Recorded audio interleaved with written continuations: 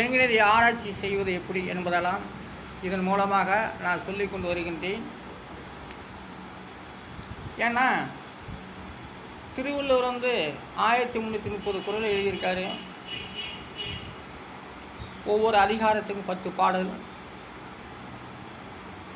ஒவ்வொரு பாடலுக்கும் ஒவ்வொரு குறளுக்கும் 7 வார்த்தைகள், மேலே 4 வார்த்தைகள், கீழே 3 வார்த்தைகள், ஆக மொத்தம் 7 வார்த்தைகள். அந்த 7 வார்த்தையும் கசப்பாகவும் இருக்கலாம், இன்பமாகவும் இருக்கலாம், துன்பமாகவும் இருக்கலாம். உலகத்துக்கு அறிவுறுத்தக்கூடிய ஒரு திருக்குறள். இன்று மடியின்மை 61 அதிகாரம் மடியின்மை. அதில் 666 அப்போ 6 இது 60 06 இது 606 என்ற குறளில்